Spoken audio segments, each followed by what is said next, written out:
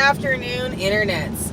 It is an extremely rainy day here in Las Vegas. It's so rainy that, how rainy is it? That I am right next to Lone Mountain and I can't see the top of it because it is covered in a cloud. It's so rainy that even though right here I can normally make out the entire Las Vegas Strip in my rearview mirror, I can see nothing because of the rain. It has been raining since yesterday. It has been raining all damn day. One of the nice things about the rain is that it gives me an excuse to dress up like Inspector Gadget, and I enjoy that. I'm not gonna lie.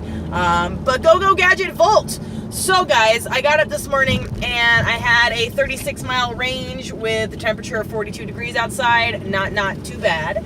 I get on the freeway, and whenever it rains in Las Vegas, it floods. If there's rain, things are underwater.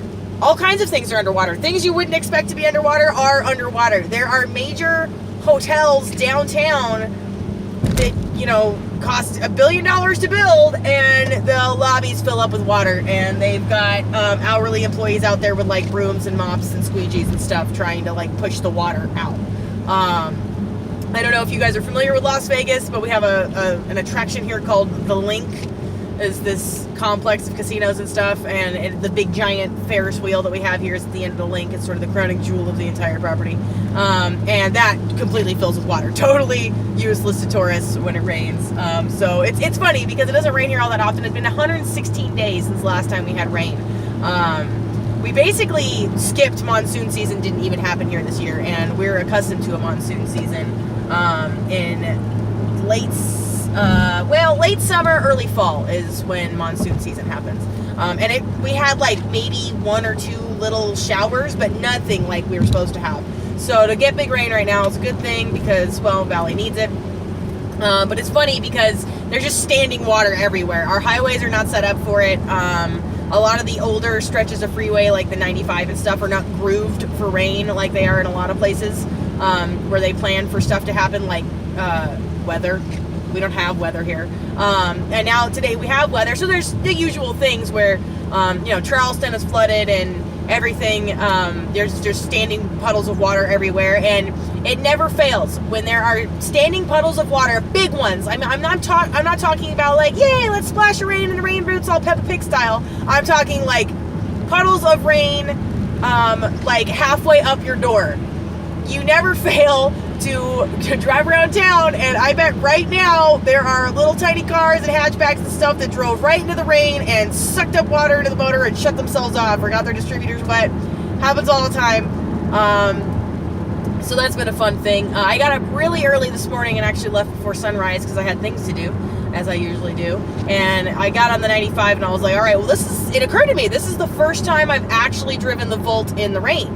And I know that sounds crazy because rain happens other places, but it hasn't happened here, so I had no idea how well it would handle. Now, it helps that I have new tires on this, and they are the tires that the manufacturer recommends with the hybrid spec and the super stiff sidewalls, so that makes a big difference. It makes as big a difference as anything else. But I was also extremely pleased that, in addition to the tires being good, the Volt handled extremely well in the rain.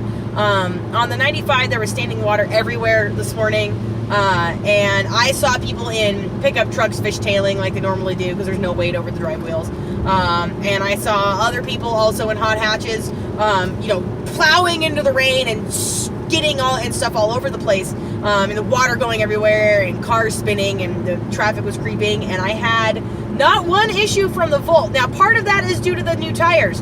Part of that is due to the fact, and this is just a theory of mine, that the Volt is so heavy and the center of gravity is so low and placed well in the car that you don't lose traction as much as you would, like say this guy in the Mustang convertible that's going past me. I have way better traction right now than that guy does. So I was really pleased with that, to find out that it handles well, especially here because when it rains, we go 116 days without rain. That's not 116 days without roads being used. The roads are being used the entire time, and the entire time the roads are being used, you have people's vehicles spitting oil and grease and grime and exhaust and stuff. And all that oil and grease and grime and exhaust, like, it gets into the pavement, it gets into the road, and you don't notice it until it rains. And when it rains, oil is lighter than water, so oil rises up and the water sinks down to the pavement and it pushes the oil up, because science, and the whole town becomes a skate rink. And people go spinning around through intersections and on and off on-ramps. And not me, knock on wood, but they don't have a healthy respect for what actually, like, the phenomena that are actually occurring when it rains. So you got to know the environment that you live in, and you've got to know the environment that you're driving in, and have respect for the forces of nature, because they are bigger than you, and they don't give a damn about where you have to be or how fast you have to be there. Just a little advice from somebody who's lived in Vegas for 10 years. Oh God, it will be 10 years in March. Holy crap. And just, if you're a tourist and you come to Las Vegas, first of all, welcome. Thank you for coming. We appreciate your business. But when you come here, if it's raining, be mindful of things like that. If you're driving a rental car, be mindful of something like that. Give yourself extra time to get places. The thing about the oil on the road, it's real. The first 4 hours that it's raining, and it very rarely rains like this, where it's raining 2 days now. We have 2 systems coming in back to back, and it will have rain for 2 days straight, and people here think it's the apocalypse. It's not. There's no need to build an ark. Everything's going to be fine. If it's raining less than 4 hours, like, that's about the amount of time it takes for all that oil to get off the road and get pushed down into the water treatment system, and to drain off. So any amount of time less than that, you can guess that the roads are covered in this really weird Vegas grease. And your stopping distances are going to be doubled. Doesn't matter how fast you're going, or how cautious you're being, you can count on double the stopping length. No matter how great your brakes are, it doesn't matter if your tires won't hook up. You also need to have good tires on your car. I know this is a lot of stuff that 99% of you who are watching this, and who watch car vlogs in general, you know all this crap. You don't need me to tell it to you.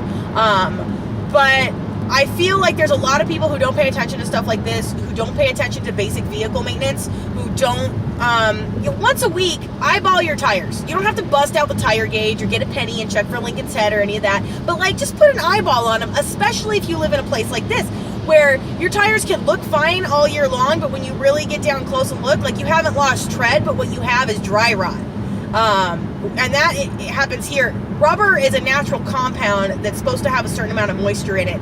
And we add a bunch of stuff to it, and a bunch of chemical composites and this and that. But all the petrochemicals that we add to it, one of the things they're supposed to do is, adherence to the road surface, and stability in various driving conditions and on skid pad, et cetera, et cetera, et cetera. But one of the things they also put in it is actually to moisturize it. Now, the desert here will thwart you. If you've had tires on your car for more than a year and everything's been handy dandy, that's great, but keep track of them, because the air here will suck the moisture out of your tires, and they'll actually lose structural integrity, where they'll just start to flake apart. And then the first time it rains, the rain and all of the water and moisture gets into all of those cracks that have now formed in your tires. And these aren't microscopic things I'm talking about here, guys. When I'm telling you that dry rot, if you've never had a dry rotted tire before, go and Google it. It's crazy. And you can have dry rot on the inside of your tire, like on the interior surface, where you would actually have to get down and look under your car and look under your, like, you don't have to, like, get down on the ground or anything, but, like, bend down and, like, look, to notice it. It might not be on the exterior vehicle, or on the exterior of the car, on the sidewall where you can see it. But dry rot happens, and then, the tires just sort of disintegrate under pressure and under load when people start going fast. So you need to pay attention to things like that. You pay attention to your wipers. Again, another weird problem here. Anytime it rains, any amount at all, drive by an AutoZone and the parking lot is full of people running in to replace their wipers. Why? Well, because they haven't had to use their wipers in over a year. Wipers are made out of rubber and plastic, which gets dehydrated and gets dry rotted just like your tires. And the first time you go to use them, you'll click your wiper on and it's a downpour, because when it rains here, it doesn't rain a little bit, it rains a lot. They go to use their wipers in a downpour, and the wipers disintegrate, and it's just chattering. streaking water all over the place, making things worse rather than making them better, and sometimes scratching and gouging and bouncing off your windshield. Bad times, man. So like keeping track of, are my wipers in good shape? Are my tires in good working order? Those things are going to make a really big difference. We have a pretty high fatality rate out here in Las Vegas for the road safety. And I have some theories, personal theories. I have no data to substantiate or back them up about why it's so much worse here than it is in other places. Because 99% of the time we have excellent visibility. It's not foggy, it's not rainy, it's not crappy, it is sunny. About the most eventful weather we get here is we get sandstorms, we get wind, but we have advance notice of those things. Wind can push you around on the highway, but it still just doesn't account for the amount of fatalities that we have. And I think part of the reason is that people don't respect the environment and they don't realize that a sunny day can kill you just as well as a rainy and slick and snowy day can kill you, but it's going to do it in a sneaky way. All those sunny days lined up are going to eat apart your tires and eat apart your wipers, compromise your visibility if your wipers go out. And then when the time comes, you won't be able to stop in time, or you won't be able to see that obstacle in the road because you didn't take care of your wipers, this and that. So be mindful of things like that. Also, Las Vegas is a very transient city. You don't meet a lot of people who are from here. 10 years ago when I moved here, I met almost nobody who was actually born and raised here. Now that more time has gone by, I've met more and more people, but it's still a pretty rare occurrence, which means that everybody is from somewhere else. If you've done much traveling, you know that every city tends to have sort of its own kind of driving style. And when everybody in a city all drives more or less the same way, everybody's got the same vibe, you have the same driving culture, everybody, this is the amount of time you can expect to wait to merge, and people sort of like pick up a vibe. It's that herd mentality where people know their herd. And even though you don't know the people in the cars around you, when you're driving around them every day, it makes a difference. People get accustomed to a certain kind of driving culture. That's anthropological. That's just behavior, and that's true of every place. Now, when you have a transient city like Las Vegas, I think that we have people who bring their driving culture from all over the world, or at least all over the country. And when you have the driving culture from Seattle and Denver and LA, a lot of LA drivers in here, super, super aggressive, inconsistent speed I see on a lot of California plates, and that's because when you go on a California highway, it is every man for himself. You guys been on the 210 lately? Good Lord. And you get that kind of driving style here, in combination with the fact that a lot of people aren't from here. They don't know where they're going, so they're looking at GPS, and you have aggressive drivers who know where they're going. You've got impatient Las Vegans who know where they're going. You have tourists, and you have all of these driving styles which are not complementary, and people have no means by which to communicate or reconcile those cultural differences when it comes to driving. And then we get giant screw-ups on the freeway. There's a lot of complex issues that go into driving in a town like this. And so today's rainstorm and the things that happen, one, I want to tell you guys how I thought the Volt handles in the rain. Right now it's raining a lot harder than it was even just 5 minutes ago, and this thing is handling great. I really appreciate the patch of water that the wipers clear out. It looks like the absolute maximum number of square inches of my windshield that can be cleared are being cleared. So I've got great visibility. I see what some people mean about saying that they wish that the back window had a wiper. However, the aerodynamics of the car, like, really, I'm looking at my rear view mirror now. I've got a couple of droplets here and there. My back window is pretty much dry because of the way the aerodynamics of the car are shaped. It just water doesn't hit it, and the air moving off of the car is just sucking the water right off. That highway patrol officer passed me. I don't know if you guys saw it in the video a couple seconds ago, but up here on my right, he had pulled somebody over. Do not speed. Do not speed in Las Vegas. I know other towns, the cops are a lot more lenient, especially California, but do not speed here. The cops they're really, really strict about the speed limits. That's not me being a sissy driver or like, oh, I only do the speed limit because I drive an electric car and I'm responsible. Okay, yes, both those things are true, but I would like to speed sometimes, but the cops here do not let you get away with it, and that is the entire state of Nevada. That revenue is something they are very focused on. It is something that their department needs, and they're famous for it. So do not mess around in Las Vegas. I've said it in other videos. Do not mess around in Nevada in general. I've said it in other videos. I'll say it again. When you come to Nevada, drive like a reasonable person. There are places that you can drive like a maniac. You can even go to the Las Vegas Motor Speedway and rent a Lamborghini or a big mean Audi or a Porsche and beat the snot out of it on the track. You can drive to your heart's content, and I recommend that you do, but don't do it out here on the highway because Highway Patrol will get you. They will get you. Got that guy back there? Not getting me today. So that's a couple of things that are happening here in Las Vegas right now. It is raining like a mofo, and everything is flooding. Luckily, the freeways don't tend to flood because we're elevated and they have good drainage for that. So my entire drive home, I should be fine. The occasional flooded intersection, not a big deal. If it looks like only a few inches of water, but it's moving quickly, don't drive through it. It doesn't matter if it's only 4 inches of water. Especially if you're driving a smaller car, a little sedan, or a little two-door, you'd be surprised what water like that can move. It will move your car out of the intersection. You can get your car revved up, it can get stalled, or you could lose traction, hydroplane on a moving body of water that's got some speed to it, and it will drag you into another car. People get in accidents all the time because they don't have respect for what a flash flood means. Just turn around. Turn around. There's another way around it. Turn around. Also, you don't have to wait that long for things to clear out. Now today is a little bit of an exception because we've been raining for 2 days. But for the most part, if it starts raining here and things get flooded, just don't be there. Just don't be in the place that's flooded. And just pull off, sit in the parking lot and wait. And then once the rain stops, wait another 20 minutes. I know that sounds crazy, but that's really all it takes. Las Vegas is set up to flood. Most of our municipal parks are actually drainage areas. They're like specifically for flood relief. So if you're in a park and it starts to rain hard in Las Vegas, get out of that park because it's designed to fill up with water. There's signs everywhere.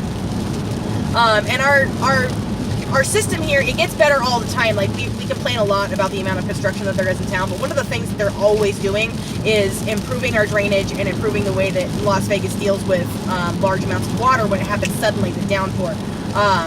And wait 20 minutes, the city will take care of itself. Those intersections will become passable again and you can move on with your day. There's nowhere you have to be so quickly that it's worth driving through a flash flood and disabling your vehicle, getting into an accident, doing monetary damage, doing physical damage, or getting killed. It happens every year. Every year we lose somebody in a flash flood, even though everybody knows. It's on every street corner. We have PSAs all the time. They got the catchphrase from the city, turn around, don't drown. And it's like, it's a thing, but people have to be told. So if you come here, if you're a tourist, and you're visiting Vegas and we have one of our freak storms, don't freak out. It's fine. Everything's fine. Just wait a little bit. You don't need to drive. There's plenty of things to do on the strip or wherever it is you're staying. Hang out. Delay your plans a little bit, and just be chill because the roads are slick. Many intersections are flooded. Some underpasses are completely flooded out and impassable. And it can wait. It can wait. That's pretty much it. But for my part, I'm pretty happy with the Vault. Today's commute hasn't been too bad. I know people get super stressed out in the rain here. And this is, I mean, the reactions that we get on the news when stuff like this happens is funny. Like, you would think this was a biblical event.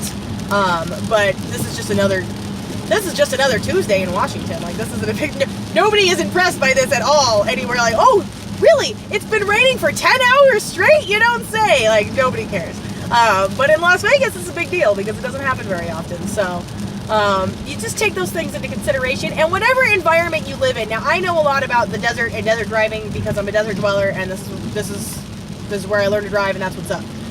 But if you don't live in the desert, I'm sure every community and every area, every region has its own set of very unique driving conditions and idiosyncrasies you have to learn and have to be aware of. Don't get in a vehicle and be complacent because it's not just your life, it's the lives of everybody around you. It's not just your vehicle, it is the vehicles of everybody around you, and we all work hard to, pay for our cars and to live our lives. And if you get in a car and are complacent and get in an accident that was completely preventable if you had just done some basic vehicle maintenance or been aware of your surroundings, had a little bit of situational awareness, know that the roads are different when it is raining than they are when it is dry. If the speed limit says 65, that is 65 during ideal driving conditions. That's 65 at noon on a sunny day at 75 degrees. The roads are different when it is 48 degrees and covered in rain. The roads are different when it is perfectly sunny and 112 degrees because your tires are different.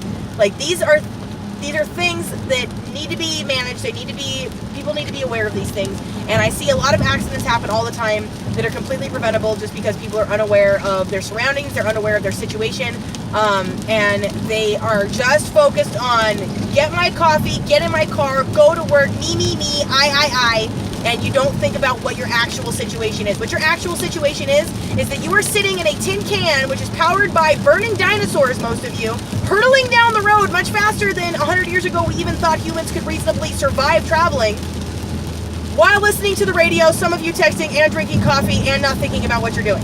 Like, that's your actual literal situation. If you add into that the fact that it is raining or that it is snowing or that it is very windy or that it is foggy, these are all added complications and added difficulties, and they deserve a little bit of respect. So that is my 20-minute lecture for the day. I hope everybody's having a really good Tuesday. I'm enjoying the rainy weather. I'm gonna go home and have a cup of hot cocoa and try to chill out.